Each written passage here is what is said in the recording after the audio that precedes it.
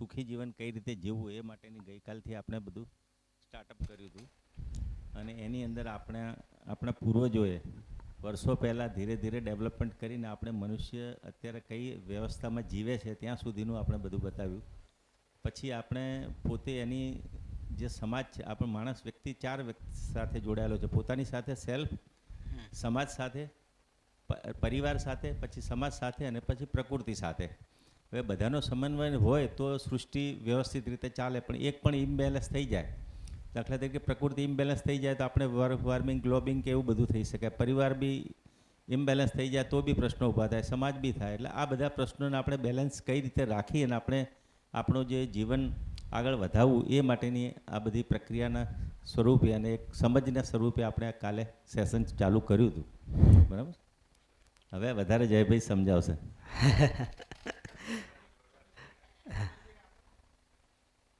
આપણે જસ્ટ એ વાત કરવી છે, કાલના સેશનમાં આપણું ધ્યાન જેવી રીતે એમને કહ્યું કે 4 વસ્તુ પોતાનામાં, એવી રીતે આપણું ધ્યાન ક્યાં ગયું. એવું બી હોઈ શકે જેને 5 શિબિર કરી એનું બી ધ્યાન જાય. જેવી રીતે મારું બી ધ્યાન કાલ 2-4 વસ્તુ પર બીજું વધારે વિશેષ ગયું. પ્રસ્તાવના તો જગદીશભાઈએ બાંધી દીધી છે. કાલનું મારું વિશેષ ધ્યાન એમાં ગયું કે આપણી પાસે જે છે આપણે એ જ વહેંચી શકીએ. સ્વાભાવિક છે કે આપણે માનવજાત દુઃખી જ છે, માનો કે ના માનો. આપણને સુખી દેખાઈએ છે તો એક ક્ષણિક છે, સુખની પાછળ દુઃખ છે. અમારા બાપજી તો એવું કહે છે કે 2 દુઃખ વચ્ચેનો એક અંતરાય છે જેમાં આપણને એક સુખનો એક અહેસાસ થાય છે, ક્ષણિક. જેમ કે બાળકને સાયકલ લાવવાની ખૂબ ઈચ્છા હોય તો એ આશામાં એ ખુશ રહેતો એને દેખાય છે પણ એ દુઃખી છે. જેવી એને સાયકલ મળે છે એટલે એક ક્ષણિક આનંદ થાય છે, પણ જે સાયકલ ભોગવવાની શરૂ કરશે તરત એને સ્કૂટર દેખાય છે. એટલે આ રીતે આપણું જીવન, જેમ આપણે આગળ વાત કરી 60 લાખ વર્ષથી માનવ અસ્તિત્વમાં આવ્યો અને ત્યારથી આ બધી સિસ્ટમ ચાલી આવી છે. એટલે જો આપણા અંદર દુઃખ છે તો આપણે દુઃખ જ વહેંચીશું. અને સુખ નિત્ય નિરંતર જોઈએ છે, અને નિત્ય નિરંતર સુખ માટે સમજણ એક અગત્યનો રોલ છે. અને આ સમજણ ક્રિએટ કરવા માટે જ આપણે આ જીવન વિદ્યા શિબિરમાં આવ્યા છીએ, એવો એક અનુભવ થાય છે. ખૂબ સરસ, થેન્ક યુ.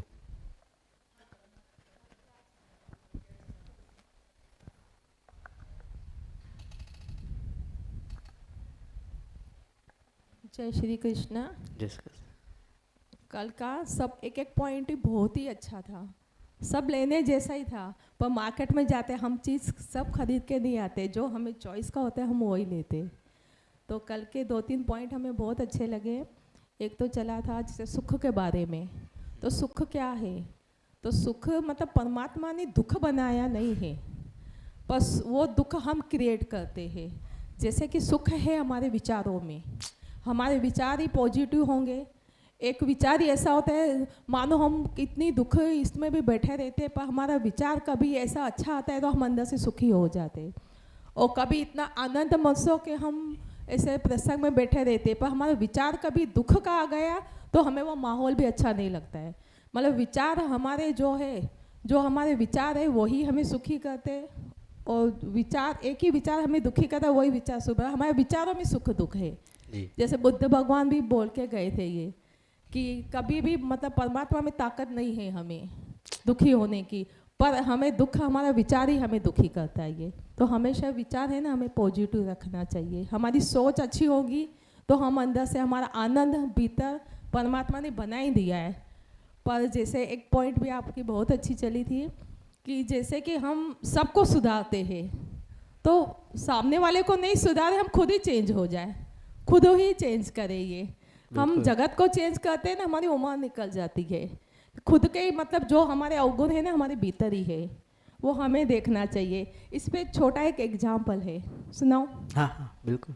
जैसे एक सज्जन था, वो सज्जन मतलब परमात्मा से एक प्रार्थना करता है. बचपन था उसका, तो बचपन में ये मांगता है कि हे परमात्मा मुझे ऐसी शक्ति दो कि मैं पूरे वर्ल्ड को, पूरे संसार को मैं सुधार पाऊँ, उनको चेंज करूँ. तो परमात्मा से आगे ये तो मांगा, पर उसका काफ़ी बचपन गुजर गया, पर संसार कोई मतलब कोई भी चेंजेस नहीं आया. फिर जवान हो गया, जवानी आई, फिर परमात्मा से प्रार्थना करता है कि हे भगवान शादी की, संसार हुआ, बच्चे हुए, फिर बोला अब मुझे ऐसी शक्ति दो मैं घर वालों को सुधारूं, जो भी घर का है, परिवार है, आसपास के, उनको मैं चेंज करूं। पर वो भी उसमें उसका जीवन चला गया, बुढ़ापा आ गया। बुढ़ापा आया, फिर परमात्मा से फरियाद करता है कि न मैं संसार को सुधार पाया, न घर वालों को सुधार पाया। अब परमात्मा मुझे ऐसी शक्ति मैं खुद को ही चेंज करूं। फिर परमात्मा बहुत सुंदर सा जवाब देते, कहता है कि अरे तूने बहुत देर कर दी, ये तेरा जो लास्ट क्वेश्चन है ना, वही तू पहले कहता ना बचपन में कि मैं खुद को मैं सुधारूं, तो पूरी लाइफ ही तू फरियाद ही नहीं करता मैं संसार को सुधारूं कि परिवार को सुधारूं। शुरू से अपन खुद को ही चेंज करना, क्यों हम जो भी ज्ञान सुनते हैं ना, ऐसे लगता है हम दूसरों के लिए सुन रहे, पर ये खुद के लिए होता है। हर एक पॉइंट हम खुद से लगाएंगे, खुद को चेंज करेंगे, तो हमें सामने वाले सब अच्छे ही दिखेंगे। ये हमको सुधारने की आवश्यकता ही नहीं पड़ेगी। બિલકુલ, ખૂબ સરસ.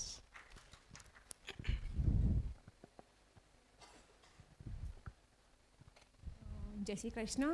હું બસ એટલું જ કહીશ કે આપણે છે ને લેવાની ભાવના ના હોવી જોઈએ, આપવાની. જેમ કે આપણે પ્રકૃતિમાંથી લઈએ જ છીએ, બરાબર, દરેક જગ્યાએથી. જેમ કાલે જયભાઈએ સમજાયું કે લેવું, મતલબ આપણે લઈએ જ છીએ, કંઈ આપતા નથી. તો હું એ જ કહીશ કે આપણે આપવાની જ શરૂઆત કરવી જોઈએ, પછી કંઈ પણ હોય.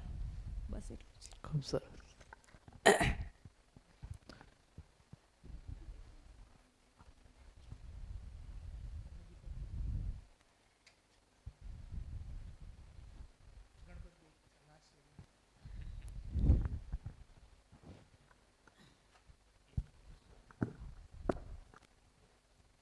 ખરેખર હેલો જી.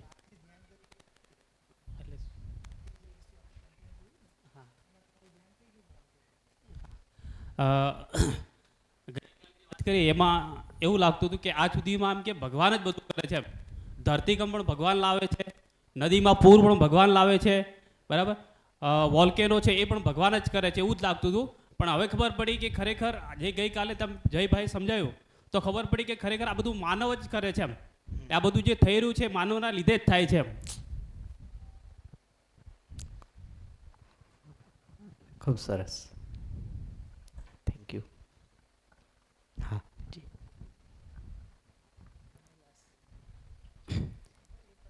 હું 2 વર્ષથી આમાં કન્ટેન્ટ તરફ થોડું ધ્યાન લઈ જવાની કોશિશ કરું છું, પણ કાલે એક વસ્તુ મને વધારે ડીપમાં સમજમાં આવી કે જે આ 4 આયામ છે પોતાનામાં, પરિવારમાં, સમાજમાં અને પ્રકૃતિમાં, તો એમાં આપણે પોતાનામાં પણ જ્યારે સુધાર લાવવો હોય છે ને, ત્યારે પરિવાર છે ને એક એવું વ્યવસ્થિત માધ્યમ મને દેખાય છે કે જે આપણને વારે ઘડી એક કહેવાય ને કે પેલું કરે છે કે રિયલાઇઝ કરાવે છે કે આપણે આ જર્ની તરફ જઈ રહ્યા છીએ. કારણ કે બહારની દુનિયામાં તો આપણે સ્ટેબલ થઈ જઈએ છીએ, ત્યાં આપણા ભાવ અને વિચારને પણ સ્થિર કરી દઈએ છીએ અને એ થાય બી છે. પણ જ્યારે પરિવારની વાત કરીએ છીએ, કારણ કે 24/7 જ્યારે આપણે પરિવારના સાથે રહીએ છીએ, ત્યારે એમને આપણી A to Z ક્રિયાઓ ખબર છે, આપણો સ્વભાવ ખબર છે, અને એમની જોડે જ્યારે ડીલ કરવાની થાય છે ત્યારે સૌથી વધારે અઘરું આપણને ત્યાં પડે છે. અને આપણને એવું બી ફીલ થાય કે આ વસ્તુ હવે ખોટી છે, ક્યાંક એવું બી થઈ જાય કે આને છોડી દેવું જોઈએ, આવું તો ના જ હોય. પણ જો એ વસ્તુને પકડીને આગળ જઈએ છીએ ને, તો આપણને ઘણું બધું એનું પોઝિટિવ પોઈન્ટ જોવા મળે છે. જેવી રીતે પરિવારની અંદર આપણે એટલી બધી દ્રઢ અપેક્ષાઓ બાંધેલી હોય આટલા વર્ષોથી, અને નાની નાની વાતોમાં એટલી બધી ગાંઠો વાળી દીધી હોય પરિવારના સભ્યો સાથે, અને એ જ્યારે એને જોવાનું આપણે કામ કરીએ છીએ કલ્પનાશીલતામાં, ત્યારે આપણને ખબર હોય છે કે જે ઘટનાએ બહુ મોટું સ્વરૂપ લઈ લીધું હોય છે એનો અંત તો માઇનોર જ હોય છે. એટલે જે પરિવાર છે એ આપણને, આપણે આ જર્ની તરફ જઈએ ને કદાચ આપણે એમને સમજાવવા જવું તો ન જ જોઈએ, પણ કદાચ જો આપણું કોઈ એવું ગેરવર્તન થઈ જાય તો પરિવાર બી આપણને સપોર્ટ એ રીતે, ભલે એમને સમજણ નથી કે કદાચ હોય બી શકે એવું આપણે નિષ્કર્ષ ના નીકાળી શકીએ, પણ કદાચ આપણને એવું કહી જાય છે કે તમે આમ તો જીવન વિદ્યા ભરો છો તો આવું કરો છો, આવું કરો, પણ એ આપણે એને પોઝિટિવ પોઈન્ટ ગણી શકીએ આપણા માટે, કારણ કે એ આપણને રિયલાઇઝ કરાવે છે કે આપણે કોઈ આવી દિશા તરફ જઈ રહ્યા છીએ. તો એ મને સૌથી વધારે પોઝિટિવ પોઈન્ટ લાગ્યો. અને પરિવાર જ એક એવો એમ છે કે જે આપણને એના અંત સુધી બી લઈ જશે. તો સમાજ અને પ્રકૃતિ અને જે પોતાનામાં પરિવર્તન તો થવાનું જ છે. તો સૌથી વધારે પોઈન્ટ અગત્યનો મને પરિવાર લાગ્યો પોતાનામાં ચેન્જ લાવવા માટે પણ. સરસ. ને એક બહુ સારી વાત કરીએ બેને કે બેઝિકલી કોઈ પણ વસ્તુને સમજવા માટે એના જેને ફોર એક્ઝામ્પલ માની લો કે આપણે ગુરુત્વાકર્ષણનો નિયમ સમજવો હોય તો પહેલાં સમજીએ, પછી લેબમાં એનું એક્સપેરિમેન્ટ કરીએ તો આપણને વસ્તુ સમજાય કે અચ્છા આ રીતના કામ કરે છે. એ રીતના આ જે કન્ટેન્ટ છે એ સમજ્યા પછી પરિવાર જ એક એવી જગ્યા છે કે જ્યાં તમે એનો અભ્યાસ કરી શકશો અને પરિવારમાંથી જ આપણને એનું પ્રમાણ મળશે. જો પરિવારમાંથી પ્રમાણ નથી મળતું તો સમાજ પ્રમાણ આપશે તો પણ એની અતૃપ્તિ બનેલી રહેશે. કદાચ સમાજ તમને એ લેવલે દેખી શકે અથવા તો તમને એવું કહી શકે કે તમારામાં સમજ છે, બટ હજી પરિવારમાં એ રિયલાઇઝ નથી થતું, એનો મતલબ ક્યાંક ગેપ છે. તો તમે બહુ સારી વાત કરી કે જ્યારે હું પરિવારમાં મેક્સિમમ કોઈ વ્યક્તિઓ સાથે જીવું છું, જો એમને મારી એ સ્વીકૃતિ બને છે તો પછી બીજે તો સ્વીકૃતિ નેચરલ છે, તો પછી સમાજમાં અને બીજે તો એ રીતના સ્પ્રેડ થવાની જ છે. તો મારો જે જીવવાનો અથવા તો મારો જે પ્રમાણિત કરવાનો જે જગ્યા છે એ પરિવાર છે. તો પરિવાર એપી સેન્ટર છે અને પ્રયોગશાળા કહી શકીએ આપણે, એની પ્રયોગશાળા પરિવાર છે. તો પરિવારમાં પ્રમાણ મળશે તો બધી જગ્યાએ મળશે. તો ખૂબ સરસ, ઘણા સારું ધ્યાન બધાનું ગયું. જેટલા શેરિંગ આવ્યા એ પરથી કાલની વાત તો પહોંચી જ. ઘણા લોકો શેરિંગ નથી કરી શક્યા બટ સમજી શકાય કે વાત તો પહોંચી હશે. તો આપણે આગળ શરૂઆત કરીએ. તો કાલે આપણે માનવને સમજવાની શરૂઆત કરી હતી કે બેઝિકલી માનવ છે શું, અને એમાં આપણે એની વ્યાખ્યા અથવા તો એની ડેફિનેશન જોઈ હતી કે મનાકારને સાકાર કરવાવાળો અને નિરંતર સુખનો આશાવાદી અને પ્રમાણિત કરો. તો આ જ વસ્તુને થોડી વ્યવસ્થિત રીતના સમજવા માટે એક ફ્રેમને આપણે કાલે ઓપન કરી હતી કે માનવ એટલે શું એક્ઝેક્ટલી જોઈએ તો વસ્તુના રૂપમાં શું. તો માનવ એટલે એક તો હું, જેને આપણે ઘણીવાર એવું કહેતા હોય મેં અથવા તો જીવન અથવા તો આત્મા, જે પણ નામ અત્યારે કોઈ પણ આપી શકે. અને એક છે મારું શરીર એટલે કે બોડી.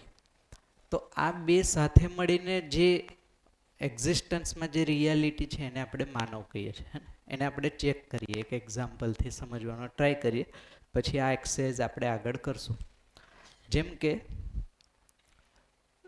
જોવાનું કામ કોણ કરે છે? આંખ કરે છે કે હું કરું છું?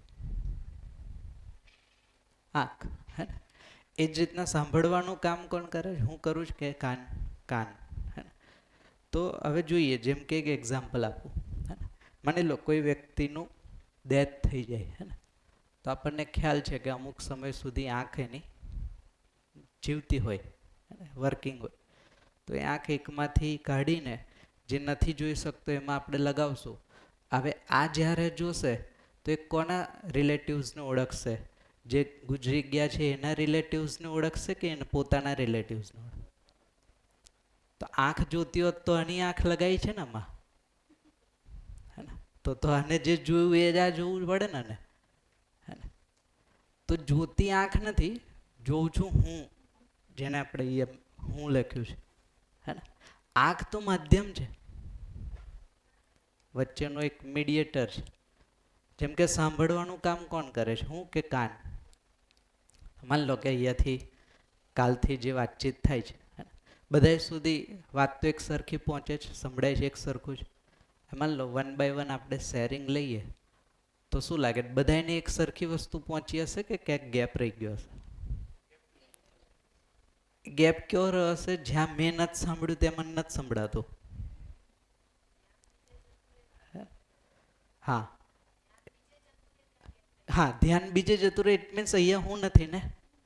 જેમ કે તમે ફિઝિકલી અહીંયા છો, મેન્ટલી કદાચ ઘરે જતા રહ્યા હોય વચ્ચે, હે ને, કદાચ બહાર ક્લાસમાં જતા રહ્યા હોય, તો એ સમયે આ વસ્તુ અહીંયા શું ડિસ્કસ થાય છે મને સંભળાતી નથી. તો સાંભળવાનું, જોવાનું, બોલવાનું, આ જે નિર્ણય જે લે છે એ છે હું, એ શરીર નથી. હે ને? એટલે એને એક નામ આપ્યું છે કે આ છે જીવન. જીવનનો મતલબ થાય જે જિમ્મેદારીનું વહન કરે, હે ને, જે ડિસિઝન મેકર છે આપણામાં, હે ને, એટલે એનું નામ આપ્યું છે જીવન. જિમ્મેદારીનું વહન કરવાવાળી વસ્તુ, માનવમાં જે જિમ્મેદારીનું વહન કરે, જે નિર્ણય લે છે, ઇન શોર્ટ, એને કીધું જીવન. જેમ કે માની લો, એક બીજો એક્ઝામ્પલ આપો.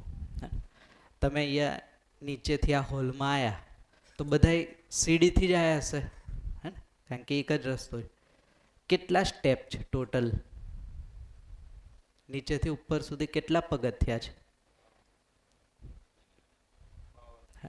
અમે તમને એવું પૂછું, તમે પગથિયા જોયા છે તો તમે શું કહેશો? હા કે ના? હા. તો જોયા હોય તો તમને ખ્યાલ હોવા જોઈએ ને કે આટલે. તો ચિત્ર છે, જોવાનું બાકી છે. બેમાં ફરક છે. એક સામાન્ય ઉદાહરણ, જેમ કે તમારા માઇન્ડમાં મેં એવું કીધું, તમે નીચેથી ઉપર આવ્યા તો એનું ચિત્ર છે પગથિયાનું, સીડીનું, બટ એમાં વસ્તુ શું છે એ ખ્યાલ નથી, કારણ કે મેં જોયું જ નથી ને, અથવા તો મને જોવાની જરૂર નથી પડી, અથવા મને એવું લાગતું નથી કે આ જરૂરી છે, એટલે મેં નથી જોયું. એ જ રીતના જે વસ્તુ મને જરૂરી લાગે છે મારા માટે, એ જ વસ્તુ હું જોઉં છું, એ જ વસ્તુ હું સાંભળું છું, સામેથી ગમે તે આવે એનાથી મને ફરક પડતો નથી. શિબિરમાં એવું જ થાય ને. એટલે લગભગ અમે કહેતા હોય કે 5 વાર પરિચય શિબિર કરવી. 5 વારમાં તો છેલ્લી 5મી વાર તમે કરો કદાચ, ત્યારે આખી વસ્તુ સમજાય કે શું કહેવા માંગે. બાકી પહેલી શિબિરમાં મને જે યોગ્ય લાગે એટલું જ હું સાંભળું, બીજી શિબિરમાં થોડું વધારે સાંભળું, ત્રીજામાં થોડું વધારે સાંભળું, ચોથા 5માં ખ્યાલ આવે કે હું જે વિચારતો હતો ને અહીંયા જે કહેવામાં આવે છે એ અલગ વસ્તુ છે. બાકી 1-2 વારમાં તો બધું મિક્સ થઈ જાય, હે ને, કારણ કે આ ટેવ છે ને, આપણી હેબિટ છે વર્ષોથી. તો જે વસ્તુ માનવમાં, એટલે કે આપણામાં જે રિસ્પોન્સિબિલિટી લે છે, જે નિર્ણય લે છે, એને નામ આપ્યું છે આપણે જીવન, અથવા તો હું, અથવા તો મેં, જેને આપણે કહીએ. શરીર એનું માધ્યમ છે વ્યક્ત થવાનું, અથવા તો સમજવા માટે, જોવા માટે, સાંભળવા માટે કાન જોઈએ, આંખ જોઈએ, મોં જોઈએ. તે સાધન છે. વસ્તુના રૂપમાં હું જે છું, અથવા તો જીવન જે છે, આ જિમ્મેદારીવાળી વસ્તુ છે. આ જિમ્મેદારીપૂર્વક જો શરીરને ચલાવશે અને સમજશે તો માનવ રૂપમાં હું સુખી થઈશ, બેઝિકલી. તો જ્યારે માનવ કહીએ છીએ તો હું અને મારું શરીર, આમ 2 વાસ્તવિકતા બને. હવે આ 2 છે કઈ રીતના કહી શકાય, એને થોડું હજી સારી રીતના સમજવા માટે મેં તમને કાલે કીધું હતું કે એક લિસ્ટ તમે બનાવીને આવજો, હે ને, આવશ્યકતાઓનું, વોન્ટિંગ્સ, નીડ્સ, એક્સપેક્ટેશન્સનું. તો એ લિસ્ટને એકવાર આપણે જોઈ લઈએ. આ સાઈડ હું લખું, તમે કહેતા જાઓ, હે ને, કઈ કઈ વસ્તુની જરૂર પડશે, અથવા તો પડે છે, હે ને, અથવા તો ભવિષ્યમાં પણ જરૂર પડતી હોય, એ બધી વસ્તુ તમે કહી શકો. હા, હવા, પાણી, ખોરાક, હે ને, હવા, પાણી, ખોરાક, જીવતા રહેવું હોય તો આ જોઈએ. પછી શિક્ષણની જરૂર પડશે. શિક્ષણ, આરોગ્ય, મકાન, પૈસા, હા, ન્યાય વ્યવસ્થા, પછી સ્વભાવ, એટલે સારો સ્વભાવ. હા, સારો સ્વભાવ. અચ્છા, સારા સંબંધો.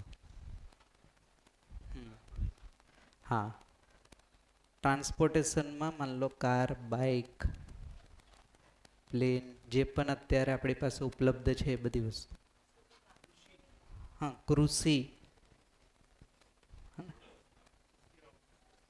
સુવિધા, પછી ઉદ્યોગ, ઉદ્યોગ,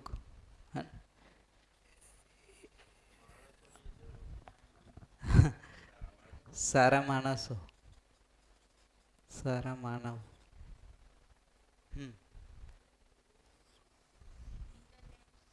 હા, ઇન્ટરનેટ, મોબાઈલ જોશે,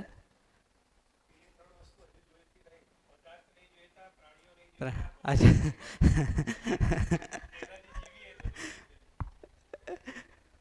પછી ટેકનોલોજી બધી જ હે ને. પછી વૃક્ષ જોશે ને, વૃક્ષ વનસ્પતિ, જંગલ, એટલે આનો જ એક ભાગ.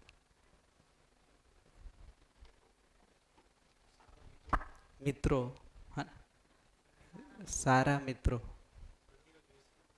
હે ને, નદી, આ પાણી એટલે આવી ગયું એમ તો, હે ને.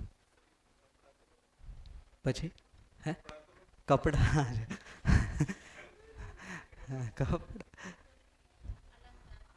હા, એટલે કપડા અથવા તો અલંકાર.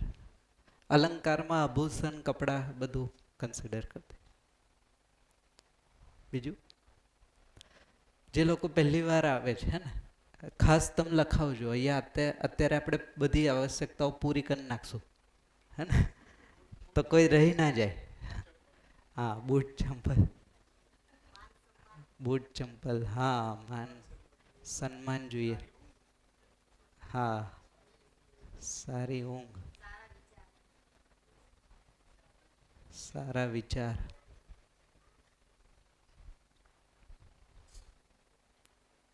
પછી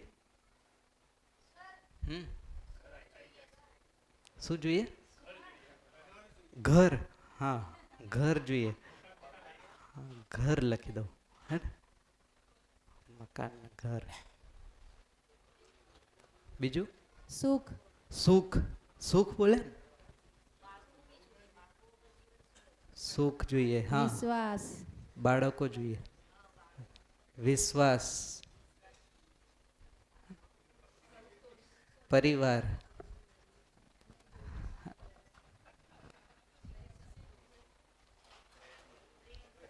પ્રેમ જોઈએ, પ્રેમ, લાગણી અથવા તો સંતોષ, સંતોષ, શાંતિ,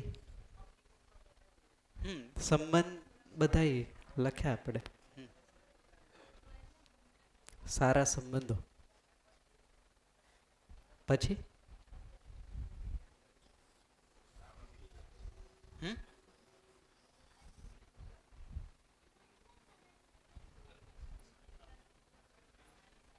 આવી ગયું બધું. શું જોઈએ? એ તો પૈસા આવી ગયું ને અહીંયા, હા ને, પૈસા, હે, ઉદ્દેશ, લક્ષ્ય, ઉદ્દેશ,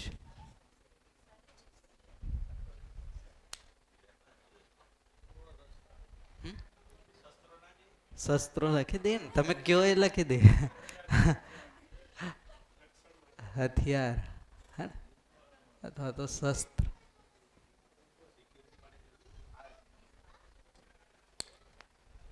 બરાબર છે. તમે જે ઠીક લાગે એ લખાઈ શકો, હે ને, આમાં લિમિટેશન નથી. હા, સંપૂર્ણ બોડી, હા, એટલે આરોગ્યમાં બેઝિકલી તોય લખી દઈએ સ્વસ્થ શરીર, સ્વસ્થ શરીર, હે, હા, હા, બરાબર. એટલે એક સ્વસ્થ બોડી તો જોઈએ જ. શુદ્ધ હવા, આ રહ્યું. તો અહીંયા ઇન બ્રેકેટ શુદ્ધ લખી દઉં, હે ને, તો શુદ્ધ હવા, પાણી, ખોરાક, ત્રણેય. બીજું બસ સંતોષ. આવી, અચ્છા, આટલામાં, હા, પ્રાર્થના, પ્રાણીઓ, એટલે પશુ પક્ષી બે લઈ લઈએ, હે, પશુ પક્ષી.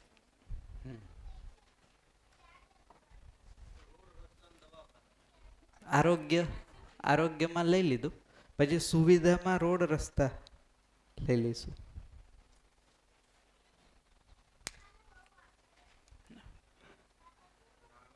હે હા, જીવજંતુઓ હે ને, એટલે બધા જ પ્રકારના જીવજંતુ હે ને, જીવજંતુઓ એમાં સ્વેદજ જે તમે કહો છો આખું સ્વેદજ સંસાર. પછી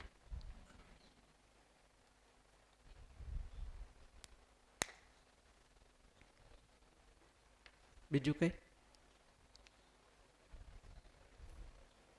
હા, તમારા લિસ્ટમાં જો કઈ રહી ગયું હોય તો કહી શકો.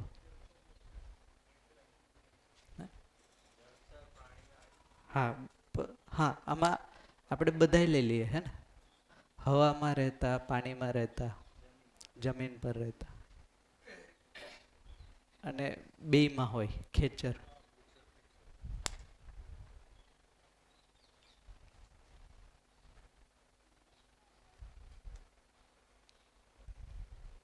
બસ તૃપ્ત છો તો આટલું તો છે જ ને, કે નથી? અચ્છા, હજી માન લો કે તમે શાંતિથી વિચારજો. આપણે સ્પેસ તો રાખીએ છીએ ને, બંધ નથી કરતા. ક્યારેક લાગે તો એડ કરી શકીએ આપણે. હવે માન લો કે આપણે એવું ઓબ્ઝર્વ કરીએ કે આ લિસ્ટને આપણે રોજ વિચારીએ તો આ વધઘટ થાય કે ન થાય? થાય. તો આવશ્યકતાઓ નિશ્ચિત કરી શકાય કે ન કરી શકાય? ના કરે. તો જો આવશ્યકતાઓ નિશ્ચિત ના કરી શકાય તો આપણે ક્યારેય સંતોષ, શાંતિ ક્યારે મળશે? તો નિરંતર સુખ પોસિબલ જ નથી. તો 5 દિવસ આપણે શું કરશું? તો એ પોસિબલ છે, એને થોડુંક જોઈ લઈએ હે ને. કારણ કે આજે આપણે આપણી પોતાની આવશ્યકતાઓથી જ સુખી દુઃખી થાય જ. પૂરી થાય તો સુખી, ન પૂરી થાય તો દુઃખી. તો ચાલો લિસ્ટને આપણે અત્યારે એવું લાગે છે કે આખું લિસ્ટ હજી વધઘટ થઈ શકે. લિસ્ટના પ્રકારને થોડું ઓબ્ઝર્વ કરીએ તો અહીંયાથી એક પ્રસ્તાવ છે કે તમે જેટલી પણ વસ્તુઓ લખી હશે બુકમાં અથવા તો બોર્ડ પર, તમે જોશો ને તો 2 પ્રકારની જરૂરિયાત છે. ધ્યાનથી જોશો. એક છે કે મારા શરીરની એટલે ભૌતિક જરૂરિયાત છે, અને અમુક એવી છે કે જે મારા ભાવ માટેની એટલે કે માનસિક જરૂરિયાત છે હે ને. તો એને આપણે જોતા જઈએ. જેમ કે હવા, પાણી, ખોરાક કેમાં આવશે? ભૌતિક કે માનસિક? ભૌતિકને આપણે રેડ પેનથી હાઇલાઇટ કરી દઈએ હે. શિક્ષણ હે માનસિક, તો માનસિકમાં આપણે બ્લુ પેન. આરોગ્ય બેમાં આવશે હે, તો એને આપણે બેમાં રાખીએ. ઘર અથવા તો મકાન ભૌતિક, તો એને ભૌતિક. પૈસા ભૌતિક. ન્યાય વ્યવસ્થા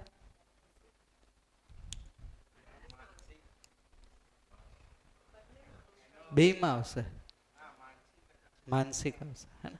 ઓકે. ન્યાય કોને મળે, મને કે શરીરને? હે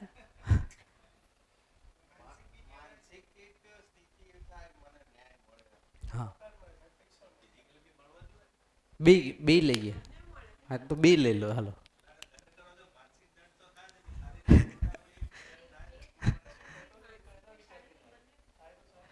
બે લઈ લઈએ, પછી જોશું. સારો સ્વભાવ માનસિક હે ને. સારા સંબંધો માનસિક. ટ્રાન્સપોર્ટેશન ભૌતિક હે, તો ભૌતિક. કૃષિ ભૌતિક. સુવિધા ભૌતિક. ઉદ્યોગ ભૌતિક. ઇલેક્ટ્રિસિટી ભૌતિક. સારા માનવ માનસિક. મોબાઈલ ઇન્ટરનેટ ભૌતિક હે ને. મોબાઈલ ભૌતિક. ટેકનોલોજી ભૌતિક ને. હા. વૃક્ષ, વનસ્પતિ, જંગલ ભૌતિક. ઓકે. સારા મિત્રો માનસિક. જ્યાં સારા આવે ત્યાં માનસિક. હે ને? કપડા અલંકાર ભૌતિક. બૂટ ચંપલ પણ ભૌતિક. સન્માન માનસિક.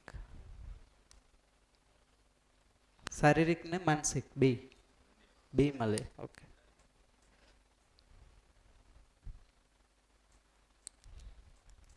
તો બેમાં સારી ઊંઘ બેમાં.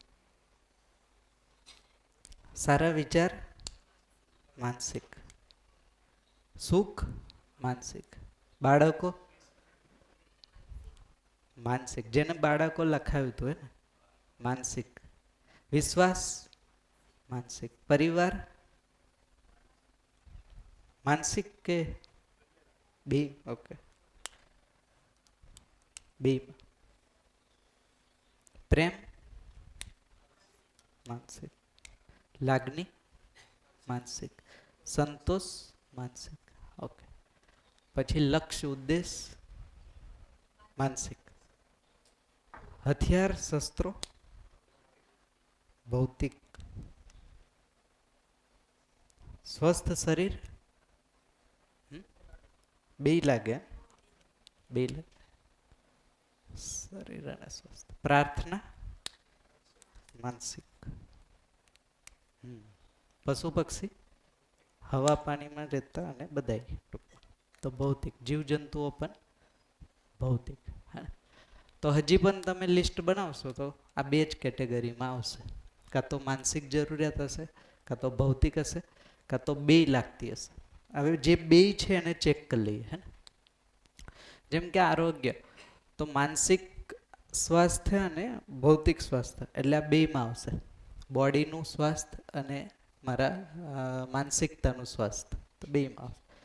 ન્યાય વ્યવસ્થા, તો ન્યાય વ્યવસ્થા બેઝિકલી માનસિક વસ્તુ છે, બટ માનસિકતાથી પૂરી નથી થતી એટલે ભૌતિક શરીરથી પૂરી કરવાનો પ્રયત્ન કરીએ. હે ને? જેને આપણે ન્યાય વ્યવસ્થા નથી કહેતા, બેઝિકલી એ દંડ વ્યવસ્થા છે. હે? જેમ કે ફોર એક્ઝામ્પલ કોઈ વ્યક્તિ એક વ્યક્તિને દુઃખી કર્યો, એ ન્યાય માટે ન્યાયાલયમાં ગયા, તો ન્યાયાલય સારામાં સારો ફેસલો શું આપશે? સમાધાનમાં અત્યારે શું, જેમ કે એક વ્યક્તિ કોઈના ફેમિલીમાં કોઈકનું મર્ડર કરી દીધું, તેનું ફેમિલીએ કેસ કર્યો, તો એના ફેમિલીની એક્સપેક્ટેશન શું હશે? સજા. સજામાં શું હશે? ફાંસી, ઉંમરકેદ, જે પણ મેક્સિમમ હોય એ એને મળવું જોઈએ. તો એક વ્યક્તિ એકનું મર્ડર કર્યું, સમાજે ભેગા થઈને એનું મર્ડર કર્યું, હે ને? એ જ થયું ને ફેસલો. તો એમાં ન્યાય ક્યાં થયો? દુઃખી તો બેય છે. જેના ઘરે મર્ડર થયું એ લોકોય દુઃખી થયા, અને જેનું તમે કર્યું એ દુઃખી થયા. તો ન્યાય તો ન થયો. ફેસલો થઈ ગયો, એક દંડ મળી ગયો, પણ ન્યાય ન થયો. હે ને? તો ન્યાય માનસિક સ્થિતિ છે. ન્યાયનો મતલબ જેની સાથે એક માણસ બીજા માણસ સાથે જ્યારે વ્યવહાર કરે, કોઈ પણ એક્ટિવિટી કરે, એ એક્ટિવિટીમાં સામેવાળો પણ સુખી થાય છે અને હું પણ સુખી થાઉં, એ સ્થિતિને કીધું ન્યાયની સ્થિતિ. પેલી દંડ વ્યવસ્થા છે. તો આજે સમાજમાં ન્યાય વ્યવસ્થા આમ જુઓ તો ન્યાય વ્યવસ્થા નથી, દંડ વ્યવસ્થા છે. હા જી, એક જ મિનિટ.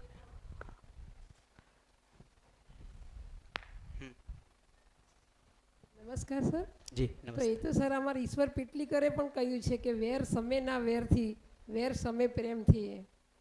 એવું તો ઈશ્વર પીટલીકરે બી સમજાયું જ છે જી કે આપણે કે વેર જો કરીએ મતલબ કે કોઈ સાથે, જી તો એ તો કોઈ સમવાનું છે જ નહીં ને, એનાથી તો ડબલ થશે.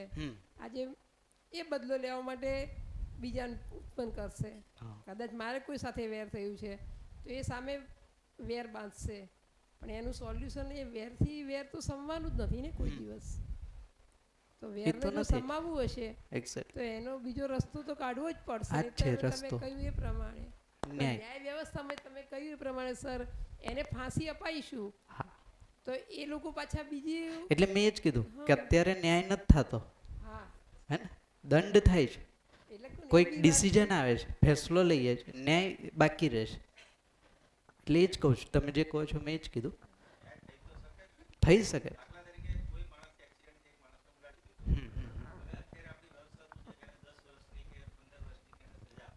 જી જી. એની ન્યાય વ્યવસ્થામાં એવું થઈ શકે કે એના જે ઘરવાળા જે મતલબ પેલા થઈ ગયા આવક વગરના અથવા તો એના પિતા વગરના, જી. તો એના બાળકોનું અને ભરણ પોષણ કરે, એની એ ન્યાય વ્યવસ્થાનો ભાગરૂપ થઈ શકે કે જેથી ભવિષ્યમાં એનું જે મેન્ટેનન્સ છે ઘરનું એ સામેવાળી વ્યક્તિ પૂરું કરે. પેલાને 10 વર્ષની સજા કરો, એના બદલે એના ઘરનું મેન્ટેનન્સ કરવાની અથવા એની ઘરની સંપૂર્ણ જવાબદારી જે તે વ્યક્તિ એક્સિડન્ટ કર્યો એને સોંપે તો એ ન્યાય વ્યવસ્થા હોઈ શકે, મારું માનવું છે. એવી કોઈ સજા કેમ કોર્ટ નથી કરી શકતી? એટલે હા, એવું છે ને, જેમ કે ભરણ પોષણનું પ્રાવધાન છે કોર્ટમાં, બટ તમે એને ધ્યાનથી જોશો તો એ મેક્સિમમ શું થશે, વ્યક્તિ જે ઇન્કમ લાવતો ઘરમાં એની જગ્યાએ બીજા વ્યક્તિ એની ભરપાઈ કરશે, ન્યાય નહીં થાય ને, એની ખોટ કેમ પૂરી થશે? હા, એટલે એ જ તો ન્યાય વસ્તુ નથી ને, ન્યાય ભાવ છે. જેમ કે ન્યાય શબ્દનો પ્રયોગ કરીએ છીએ તો વસ્તુના રૂપમાં નહીં મળે.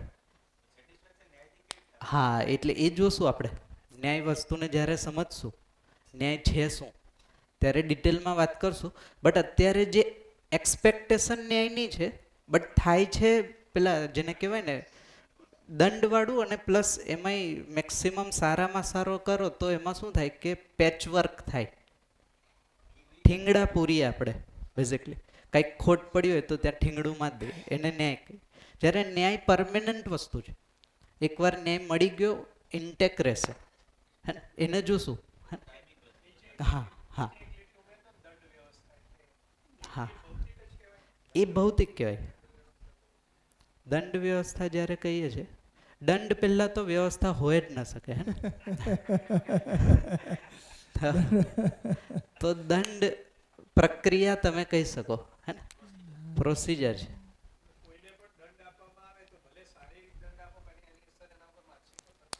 માનસિક જ થાય, શારીરિક તો એક સમય પછી ખતમ થઈ જાય. જેમ કે જેને તમે દંડ આપો ને, તમે કોઈ જગ્યાએ પોલીસ સ્ટેશનમાં કે એમાં તમે કોઈ ઓળખીતા હોય ને પૂછશો ને, તો એ જેને માન લો કે પીટાઈ કરીને જેને દંડ આપે, અડધા કલાક પછી એને દર્દ થવાનું બંધ થઈ જાય. તમે ગમે એટલું મારો, હે ને, તો એ દંડ એક સમય પીડા આપશે, પછી તો એ માનસિકતામાં જતું રહેશે. તો દંડ હોય કે પછી કાંઈ પણ, એ વસ્તુ આમ જોશો તો માનસિકતા, પણ પ્રક્રિયા આપણે જે આપીએ છીએ ફિઝિકલ છે અત્યારે, ભૌતિક. હા જી. એટલે અહીંયા ધ્યાન એવું જાય છે કે ફેસલો, ન્યાયાલય અત્યારે ફેસલો આપે છે, ન્યાય નથી આપતું. કે ફેસલો એને કહેવાય કે એમાં એકને સાચો ઠેરવવામાં આવે ને બીજાને ખોટો ઠેરવવામાં આવે. અને જ્યારે ન્યાય એ છે કે બંને સાચા છે, પણ ક્યાંક કોઈ વૈચારિક રીતે મતલબ અજાણતા જે થયું છે, અજાણતા થયું છે, બાય એક્સિડેન્ટલ છે, એટલે એની જે વૈચારિક ક્રિયા છે એના ઉપર થોડું પ્રોસેસ થાય, એ ન્યાયાલયમાં આવશે, જે પરમેનન્ટ રહેશે. પછી એ સુધારો પરમેનન્ટ રહેશે. જ્યારે પેલામાં એકને જે સાચો કહેવામાં આવશે એ સુખી થશે, અને જેને ખોટો કહેવામાં આવશે એને પીડા રહેશે. પછી એ પીડા આગળ બાયપાસ થાય છે, મતલબ આગળ કેરી ફોરવર્ડ થાય છે. બરાબર, આ રીતનું જો ધ્યાન જાય છે. એક ઇન્સિડન્ટ છે ને, તમને શેર કરું. આ જે આ કન્ટેન્ટ જે વ્યક્તિએ આપ્યું, હે ને, એમનું નામ નાગરાજ શર્માજી છે. તો એમની સાથે એકવાર ચીફ જસ્ટિસ વેંકટ ચેલાયાજી એકવાર મળવા આવ્યા હતા. 89ના ચીફ જસ્ટિસ હતા. તો એકવાર એમને મળવા ગયા, તો એમને પૂછ્યું કે, એટલે આ જે નાગરાજજી હતા એમને પૂછ્યું કે તમને ન્યાય ખબર છે, એવું પૂછ્યું. એટલે ચીફ જસ્ટિસને, હવે તમે જો કોઈ જે વિચારશીલ વ્યક્તિ છે ને, ડાયલોગ કઈ રીતના કરે છે એનું એક એક્ઝામ્પલ પણ છે. તો વેંકટ ચેલાયાજીએ કીધું કે ના, મને ન્યાય નથી ખબર. ચીફ જસ્ટિસ રિટાયર્ડ થયેલા વ્યક્તિએ આવો જવાબ આપ્યો. તો કે તો તમે ન્યાયાલયમાં શું કરો છો? તો કે હું ફેસલો આપું છું, હે ને, ન્યાય કરી શકવાની ક્ષમતા મારામાં નથી, એવું એમને પોતે કીધું, હે ને. તો કે ન્યાયાલયની જગ્યાએ ફેસલા લઈ નામ કરી દો તમારે, હે ને, કારણ કે ત્યાં ન્યાય તો થતો નથી, હે ને. એટલે એમને શેરિંગ કર્યું કે જ્યારે કેસ કોર્ટમાં આવે ને એની પહેલાં જ જજને ખબર પણ હોય એકચ્યુઅલમાં વાંક કોનો છે, શું થયું છે. બટ જે રીતના પ્રોસિજર અને જે રીતના બધી પ્રક્રિયા છે એમાં બની શકે કે જે નિર્દોષ હોય એને સજા મળે ને જે ખરેખર ગુનેગાર હોય એ છૂટી જાય. તો કે એમાં અમે કંઈ નથી કરી શકતા, બંધાયેલા છે. હે ને? તો ન્યાય થઈ શકતો નથી એવું એમને સ્ટેટમેન્ટ આપ્યું 13 મે. તો કહેવાનો મતલબ કે ન્યાય એક મોટી વસ્તુ છે, એ ભાવવાળી વસ્તુ છે, માનસિક વસ્તુ જેને આપણે સમય આવશે એટલે જોશું ડિટેલમાં.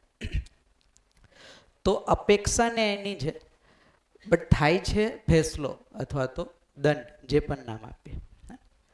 પછી બીજી વસ્તુ હતી અહીંયા સન્માન. તો સન્માન શેમાં આવશે?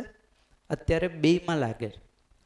તો જો કપડાં, ગાડી, ઘરથી હું એક્સપેક્ટ કરતો હોય તો ભૌતિક પણ આવે. હે ને? અને માની લો કે એકચ્યુઅલમાં જોશું તો માન સન્માન ભાવ છે ને કે વસ્તુ છે? ભાવ છે. હે ને? તો કોઈ ભાવ છે એટલે એ મારી માનસિક જરૂરિયાત છે. હે ને? જે ભૌતિક વસ્તુથી તો નહીં મળે, કે મળશે? પૈસાથી સન્માન મળશે? મળતું હોય તો કહી શકો. હે? ઘણી જગ્યાએ લે છે. હે ને? પદથી સન્માન મળશે? પદથી મળશે. હે ને? સુવિધાથી સન્માન મળશે? ઘણી જગ્યાએ મળશે. હે ને? પછી માન લો કે કોઈકનું રૂપ સારું હોય, દેખાવ સારો હોય, એનાથી સન્માન મળશે? તો મળશે. તો ધ્યાનથી જોશું તો માની લો કે એક એક્ઝામ્પલ લઈએ. તો મારી પાસે BMW છે અને મને એવું લાગે જેનાથી સન્માન મળે છે. તો શું લાગે જેનાથી મને સન્માન, મેં BMW લઈને જાઉં છું ને બે વ્યક્તિ મને જુએ છે ને પૂછે છે, તો એ મારું સન્માન છે કે BMW નું સન્માન? BMW. તો મારું સન્માન તો બાકી જ રહ્યું ને. પદથી સન્માન મળે માન લો. તો હું IAS છું, IPS છું, એના કારણે લોકો મને રિસ્પેક્ટ આપે છે. તે પદને રિસ્પેક્ટ આપે છે કે મને રિસ્પેક્ટ આપે? પદ. હું કાલ નહીં હોઉં ત્યારે એ પદ પર તો સન્માન નથી. તો એકચ્યુઅલી મારું સન્માન તો બાકી જ રહ્યું ને.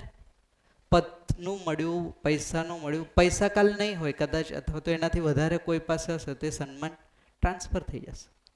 તો સ્ટેટસ, ફેમ જે કહીએ છીએ બેઝિકલી અત્યારે માનીને ચાલીએ છીએ કે આપણે એનાથી સન્માન મળે છે, બટ રિયાલિટી તો એવું નથી. હે ને? એને જોશું આગળ. સારી ઊંઘ. હે ને? તો ઊંઘ વિચારવાળો પક્ષ છે. હે ને? જો વિચાર આવવાના બંધ થાય અથવા તો વિચારમાં હાર્મની હોય તો સારી ઊંઘ આવે. હે? પણ જો આપણા વિચારમાં જ અપ્સ એન્ડ ડાઉન્સ હોય તો ઊંઘ આવતી નથી, અથવા તો પૂરતી ઊંઘ મળતી નથી. તો આમ જુઓ તો માનસિકતાનું એક એક્સપ્રેશન છે.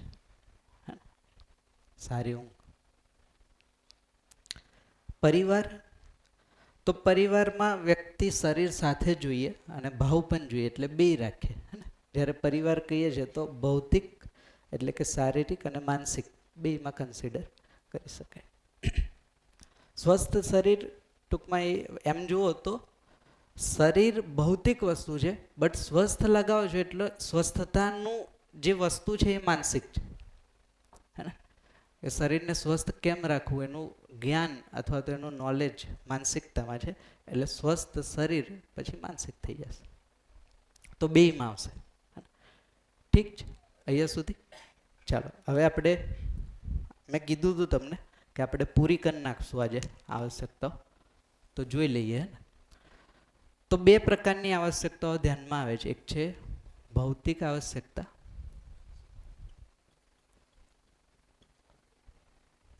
અને બીજી છે માનસિક.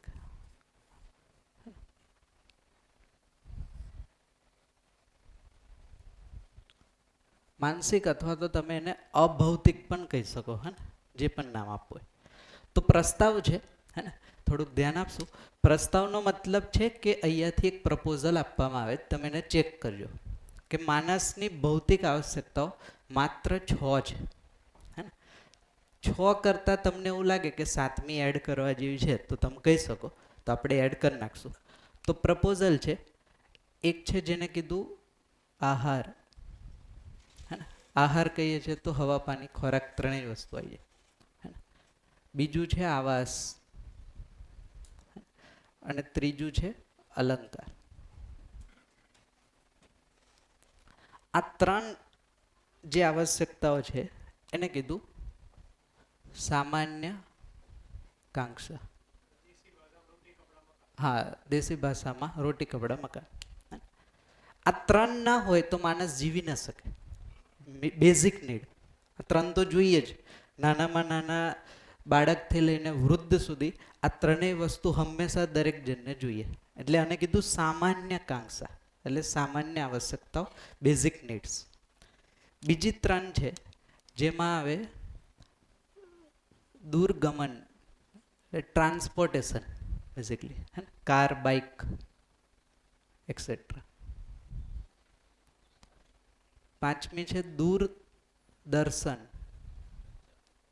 ટેલિવિઝન, હે ને, દૂરનું જોઈ શકાય એની વ્યવસ્થા. અને દૂરશ્રવણ,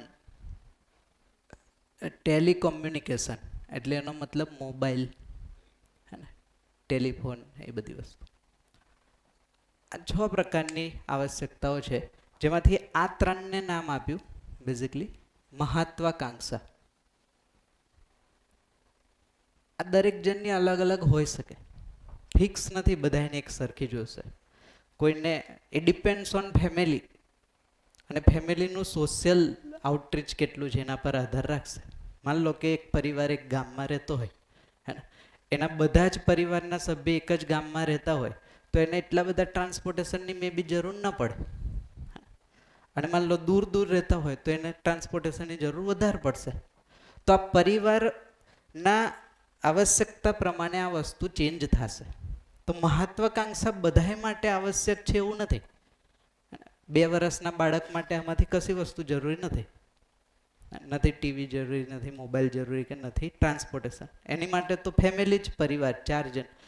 પછી જેમ જેમ નીડ વધતી જાય એમ એમ આ વસ્તુ એડવાન્સ થાય. તો અહીંયાથી પ્રસ્તાવ છે કે માણસના આખા જેને કહેવાય આપણું જીવન યાત્રામાં માત્ર 6 જ ભૌતિક આવશ્યકતાની જરૂર પડે. આના કરતાં તમને એવું લાગતું હોય કે એકાદ એડ કરવા જેવી છે તો તમે કયો આપણે એડ કરી દઈએ. એકવાર જોઈ લો અને પછી તમને એવું લાગે કે આપણે એડ કરવા જેવું છે તો કરી લઈએ. જો અહીંયા ઘણી બધી છે ને, એમાંથી પણ તમે કહી શકો, બુકમાંથી પણ તમે કહી શકો. હા, પરિવાર એ જગ્યા છે જ્યાં આવશ્યકતાઓ પૂરી થશે. હે ને, મૂળમાં જુઓ તો પરિવાર એક જગ્યા છે કે જ્યાં 6 વસ્તુ પૂરી થશે. હા,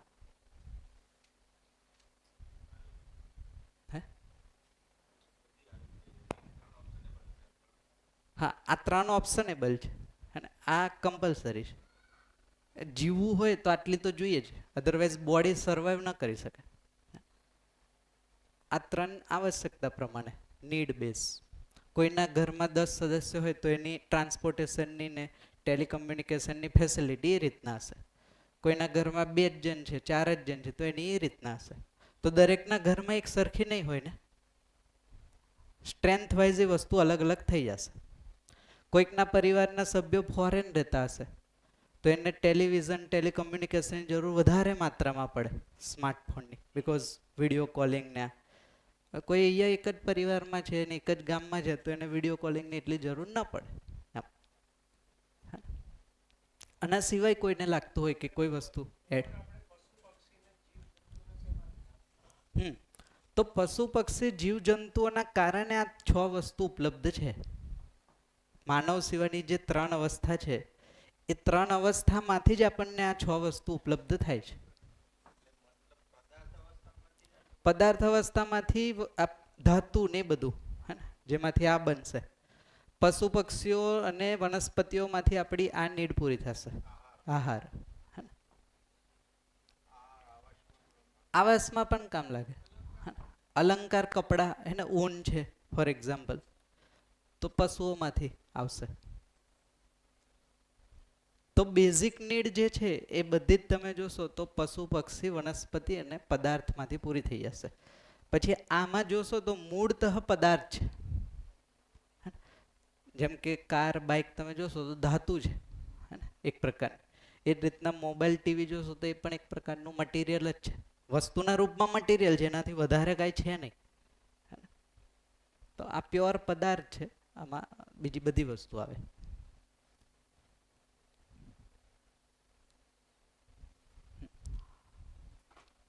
હજી કોઈને કંઈ એડ કરવા જેવું લાગતું હોય તો તમે કહો. હા, પૈસા. તો પૈસાથી મેક્સિમમ શું આવશે? આ જ વસ્તુ 6 જ આવશે. 6 થી 7મી વસ્તુ કઈ આવે તો તમે કહો. એવું મેં કહું છું. હે, એ તો માનસિક થઈ ગઈ ને. ભૌતિકમાં જેમ કે પૈસા તો મીડિયેટર છે ને, એક્સચેન્જ કરવા માટે. મારી પાસે પૈસા છે, તમારી પાસે કાર છે, તો પૈસા આપીશ ને કાર લઈશ. એક્સચેન્જ મીડિયમ છે, પ્રતિક વસ્તુ નથી ને પૈસા. પૈસા ક્યાં વસ્તુ છે? જેમ કે પૈસાથી આ કઈ વસ્તુ મળશે? શું લાગે છે? શું લાગે? પૈસા હશે તો આ 6 માંથી કઈ વસ્તુ મળશે? બધી જ મળશે. હા ને, એક વાત ચેક કરીએ. માન લો એક સામાન્ય ઉદાહરણ આપો. આજથી 200 વર્ષ પહેલાં હે ને, કોઈને મન થયું કે અહીંયાથી ફોરેનમાં રહેતા મારા રિલેટિવ સાથે વાત કરવી છે. હે, 200 વર્ષ પહેલાંની વાત કરું છું. તો કેટલા પૈસા હશે તો એ વાત કરી શકશે?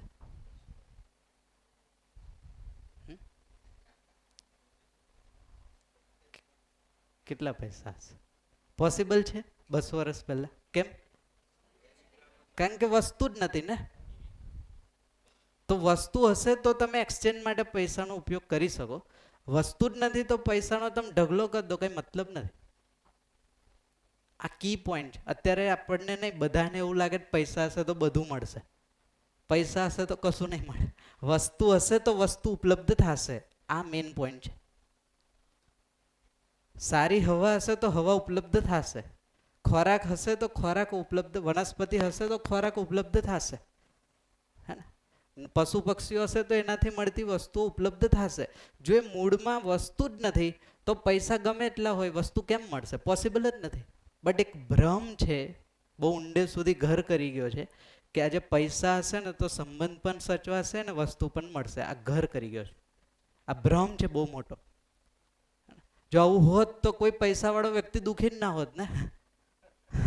જો આ રિયાલિટી હોત તો જેન ભાઈ પૈસા છે તો સુખી જ સુખી હોત. સૌથી વધારે દુઃખી અને ડિપ્રેશન ને ભયમાં હોય તો જેટલા વધારે પૈસા હોય એમાં વધારે દુઃખ હોય. ઇનસિક્યોરિટી વધે, જેટલું સંગ્રહ વધે એટલું. તો એને ચેક કરવું પડશે. હવે ફરીથી અગેન કે આ 6 સિવાય બીજી કોઈ વસ્તુ એડ કરી શકીએ એવું હોય તો કયો. તો આપણે અત્યારે લઈ લઈએ અને કન્સિડર કરી દઈએ.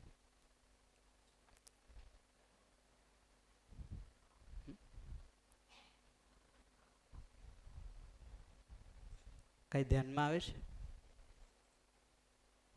જ્યારે ધ્યાનમાં આવે ત્યારે પણ તમે કહી શકો ને. અત્યારે કદાચ ના આવે, કાલે અચાનક સ્ટ્રાઇક થાય તો આપણે કાલે પણ એડ કરી શકશું. હવે માની લો આ 6 જ વસ્તુની જરૂર છે ભૌતિકમાં, તો દિવસ રાત આટલા પ્રયત્ન શું કામ કરીએ છીએ આપણે? આ 6 વસ્તુ તો છે જ ને આપણી પાસે, કે નહીં? પ્લસ ઓર માઇનસ ક્વોન્ટિટી કદાચ વધારે ઓછી હોઈ શકે, બટ આ 6 વસ્તુ ઉપલબ્ધ છે કે નહીં આજે? છે. તો દિવસ રાત પ્રયત્ન શું કામ કરીએ? આટલા બધા એફર્ટ આટલા વર્ષોથી શું કામ આપીએ છીએ? ઘર છે, ગાડી છે, લાઈક જેટલી જરૂરિયાત છે એ બધું છે. હા હા હા. તેમને માનસિક શાંતિ તો પછી અલગ થઈ ગયો હે ને. હા વધે છે. તો અપેક્ષાઓ વધે છે એટલે શું વધે છે કે મને એવું લાગે છે કે આ હશે ને તો હું સુખી થઈ જઈશ, પણ એ લઈ લીધા પછી એવું થાય છે કે આ એ નથી જે મારે જોતું હતું.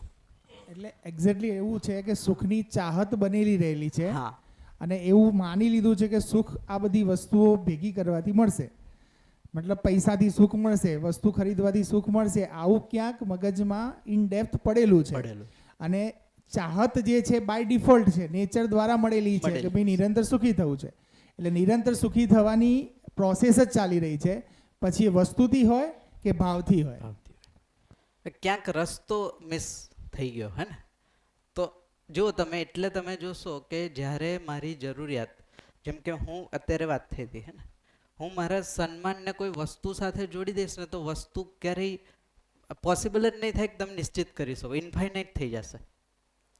પછી એક કારથી નહીં ચાલે, એક ઘરથી નહીં ચાલે, એક ટાઈપના કપડાથી નહીં ચાલે, કારણ કે મેં તો સન્માનને એની સાથે જોડ્યું ને. સન્માન કેટલું જોઈએ આપણને? હંમેશા, નિરંતર. એટલે જેનાથી હું સન્માન એક્સપેક્ટ કરું છું એ વસ્તુ પણ કેવી જોશે? હંમેશા, નિરંતર. જે શક્ય જ નથી ભૌતિક વસ્તુ કે જે હંમેશા એક સરખું આપણને પ્રાપ્ત થાય. તો ગેપ રહી ગયો ક્યાંક. તો ભૌતિક આવશ્યકતાઓ આટલી છે. માનસિક આવશ્યકતાઓને જોઈએ તો જેને આપણે કહીએ છીએ બેઝિકલી આ 6 આવશ્યકતાઓ પૂરી થયા પછી પણ જે માણસના પ્રયત્ન છે એ બધા જ માનસિક આવશ્યકતાઓ પૂરી કરવા માટેના છે. તમને જુઓ, ધ્યાનથી જુઓ, મારી સામાન્ય કાંક્ષા અને મહત્વાકાંક્ષા પૂરી થઈ ગઈ છતાંય દિવસ રાત જે પ્રયત્ન છે ને એ બધા જ પ્રયત્નો માનસિક આવશ્યકતાની પૂર્તિ માટેના છે. પણ ખબર નથી શું કરું, એટલે આ જ કરીએ જાણતા જાણતા, અને વધારીએ છીએ અને ચેન્જ કરીએ છીએ, આમાં વેરાયટી ગોતીએ છીએ, હે ને, કારણ કે ખબર નથી કે આ કેમ પૂરી થશે. હા, એટલે માણસ ખૂબ બધા પૈસા કમાઈને પણ અલ્ટિમેટ એ સ્પેન્ડ ક્યાં કરે છે, ખર્ચો ક્યાં કરે છે? માનસિકતા પાછળ. મતલબ ખૂબ બધી સગવડો બી ભેગી કરે છે તો એ સગવડોની બિહાઇન્ડ પણ એ જ છે કે ભાઈ મારી માનસિકતા, મતલબ સુખ, શાંતિ, સંતોષ એ મને પ્રાપ્ત થાય. એક્ઝેક્ટલી.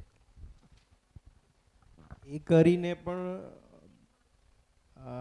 જે વાત કરી ગિરીશભાઈએ કે ભૌતિક નીડ્સ બધી પૂરી કરીને માનસિકતા ઉપર અપેક્ષા રાખે, પણ એ પોતાની અંદરની સામેની વ્યક્તિ પાસેથી અપેક્ષા રાખે. જનરલી જ્યાં સુધી સમજણ નથી પડતી ત્યાં. બિલકુલ એ છે. હા, તમે કંઈક કહેતા? ઓકે. તો ભૌતિક આવશ્યકતા જે રીતના આ 6 છે, હે ને, કોઈને 7મું ધ્યાન આવે તો તમે કહી શકો, એ રીતના માનસિક આવશ્યકતા પણ માત્ર 9 છે. હે ને, એને સમય આવશે ત્યારે જોશું ડિટેલમાં, જોઈએ આ શિબિરમાં કેટલું જોવાય. બટ ખાલી નામ કહી દઉં. હે ને, એક જેને કહે છે વિશ્વાસ, હે ને, સન્માન, સ્નેહ, મમતા, વાત્સલ્ય, ગૌરવ, શ્રદ્ધા, કૃતજ્ઞતા અને પ્રેમ. આ 9 ભાવ છે બેઝિકલી જે માનસિક જરૂરિયાતને પૂરી કરે છે. અને જે એક નામ આપીએ છીએ આ છે સુખ, હે ને, આને જ કહે છે શાંતિ. હા, માઇક. તમે બાજુમાં લખ્યું હતું, એની આ બાજુ છે 9 લખ્યા, તો એ આમાંથી એ લોકો જે આપણે ઢૂંઢીએ છીએ તો એ આ છે. હા, એટલે ફાઇન્ડિંગ અનુ છે, બટ કરીએ છીએ અહીંયા એમ. જેમ કે જોઈએ છે વિશ્વાસ, જોઈએ છે સન્માન, પણ શોધીએ છીએ અહીંયા ભૌતિકમાં, જે પૂરું નહીં થાય, હે ને, એને જોશું પછી. હા,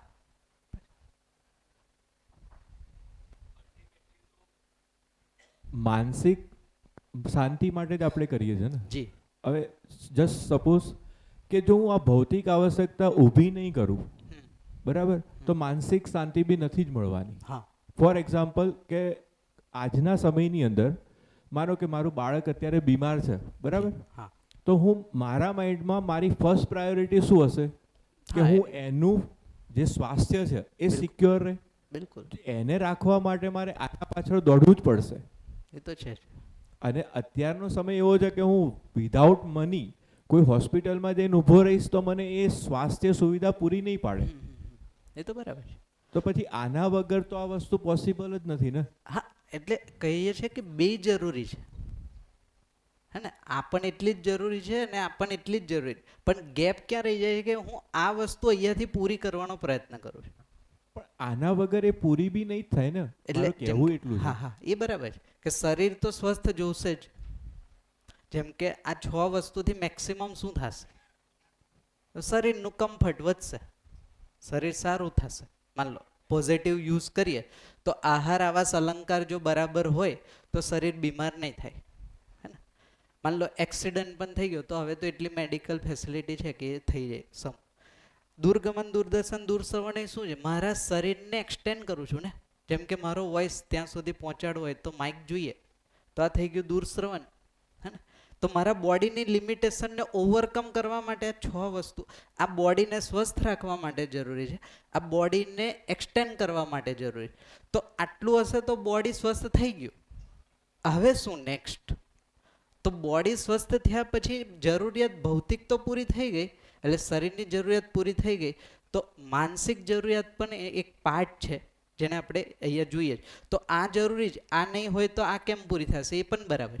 અને આ નહીં હોય તો આ પૂરી નહીં થાય. કહેવાનો મતલબ આ પૂરી કરવાનો રસ્તો અલગ છે, આ પૂરી કરવાનો રસ્તો પણ અલગ છે.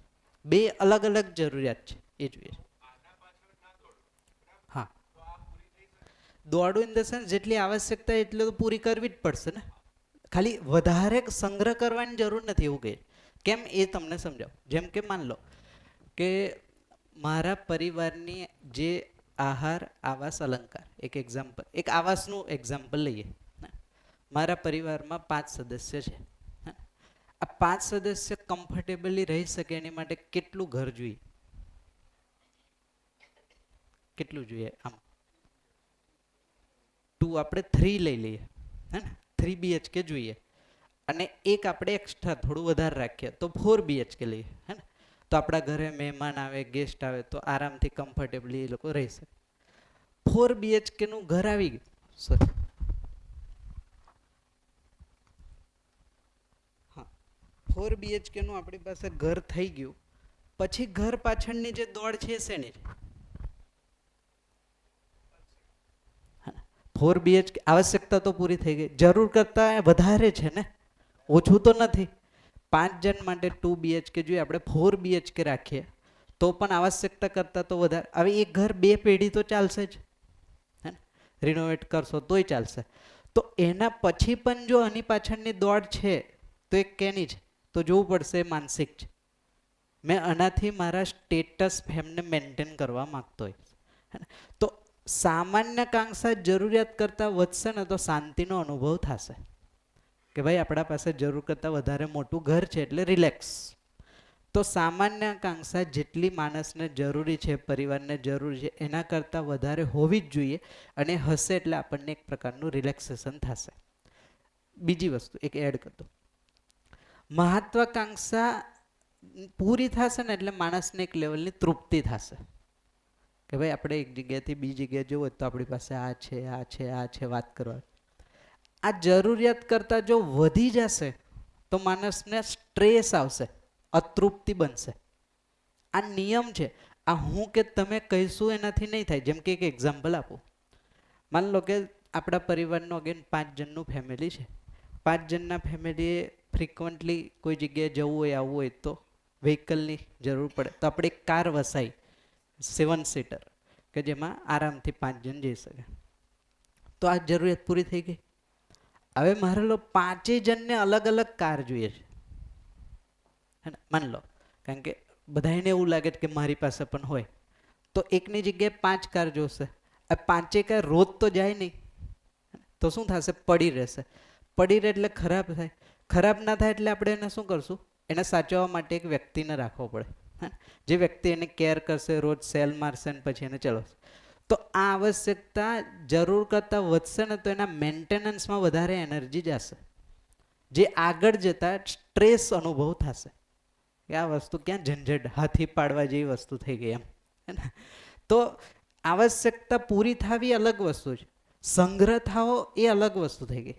તો આપણે એવું કહીએ છીએ કે આ જરૂરી છે અને આ તો પહેલી પ્રાયોરિટી. આ નહીં હોય તો માણસ જીવતો જ નહીં રહી શકે. સુખી થવાની વસ્તુ તો દૂર છે, બટ જીવતો રહી ગયો એટલી સાધન સામગ્રી ઉપલબ્ધ થઈ ગઈ પછી એનું ફોકસ ક્યાં છે અત્યારે?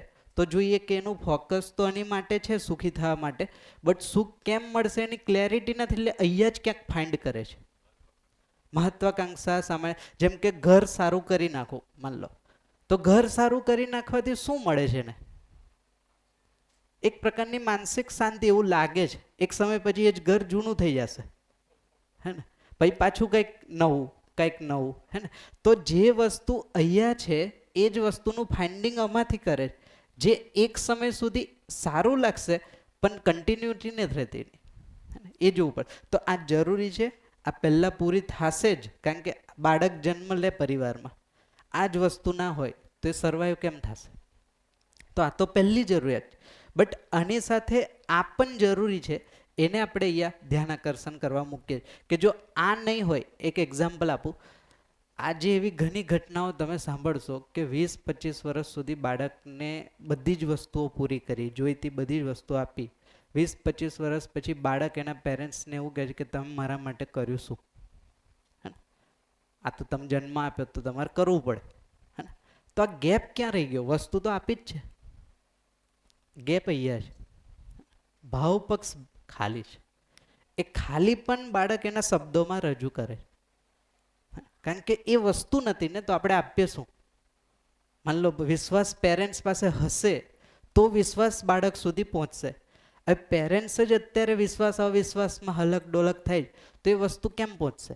તો એ જે સ્ટેટમેન્ટ બાળકનું આવે છે એ વસ્તુને લઈને નથી આવતું, એ ભાવને લઈને આવે છે. તો આપણે એ વાત કરીએ છીએ કે માનવ છે તો માનવમાં બે આવશ્યકતાઓ મારી પણ છે, એ રીતના બીજાની પણ છે. તો જેમ મારે આ બે આવશ્યકતા પૂરી થવી જોઈએ એમ બીજાની પણ બે આવશ્યકતા પૂરી થવી જોઈએ. તો તમે કીધું એ પ્રમાણે કે જેમ કે આપણા પરિવારમાં તમારા બાળકનું હેલ્થ સારું નથી તો ઓબ્વિયસલી મારી પ્રાયોરિટી ત્યાં જ જશે ને. તો એની હેલ્થ સ્ટેબલ કરીશ. હેલ્થ સારું થઈ ગયું પછી શું? તો પછીના જે પ્રયત્ન છે એ આ હેલ્થ તો મેન્ટેન રહે જ, પ્લસ ભાવ પક્ષ પણ એનો પૂરો થાય. આ બે વસ્તુ પહોંચાડશું ને આપણે, કહેવાનો મતલબ. હા,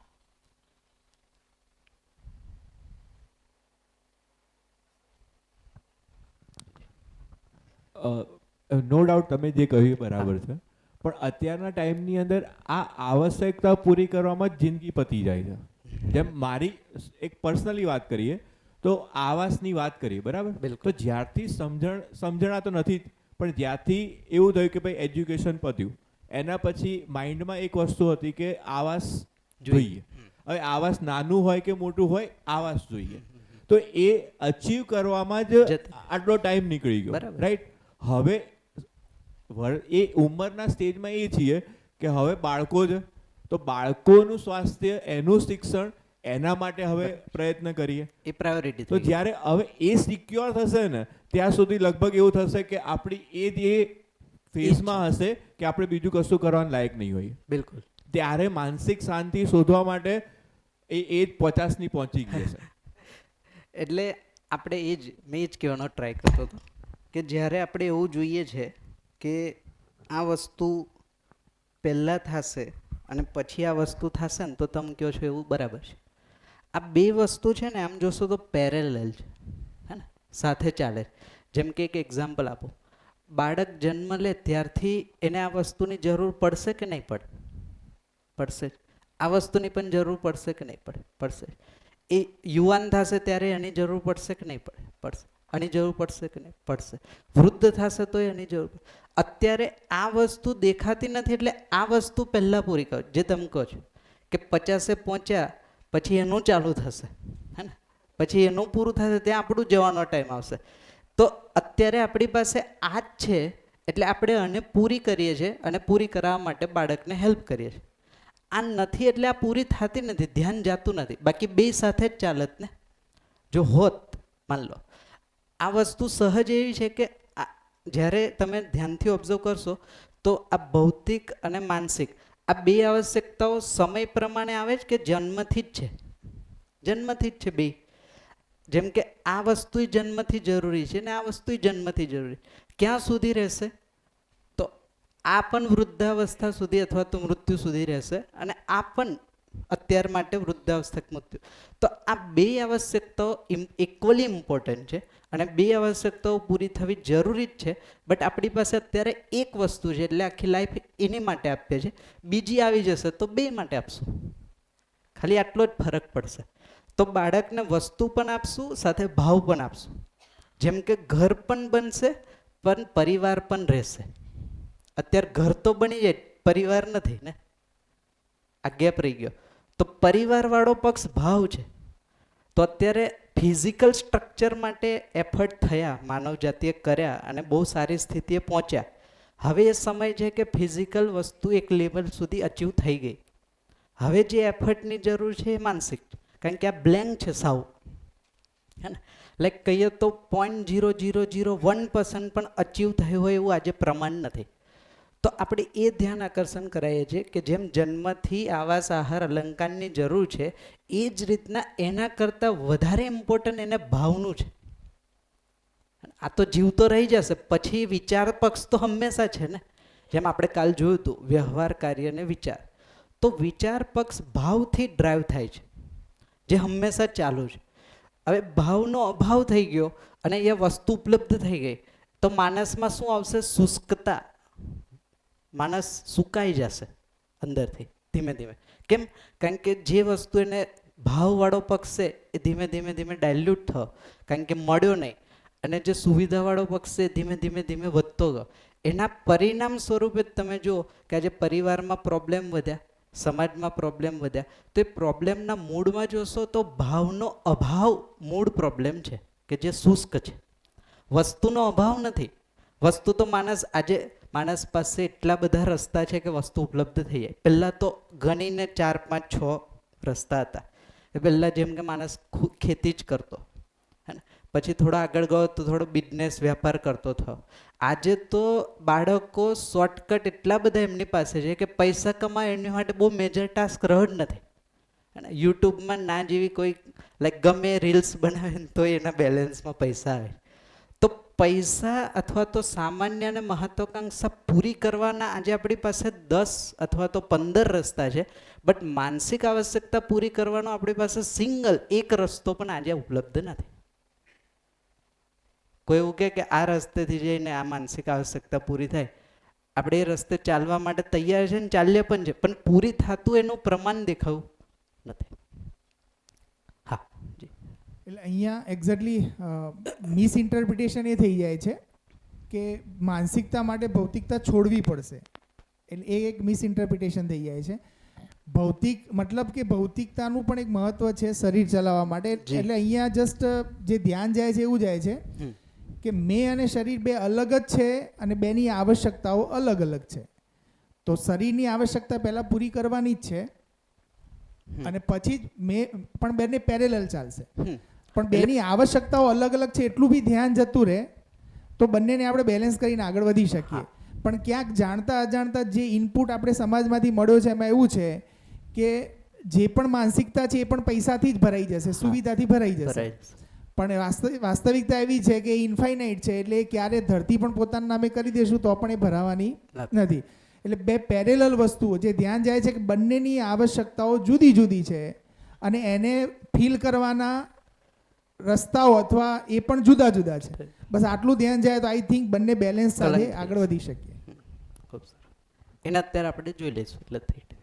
એક જૈન દર્શનમાં આ દૂરગમન, દૂરદર્શન અને દૂરશ્રવણથી જે મુનિઓ છે એ લગભગ દૂર રહે છે. હા.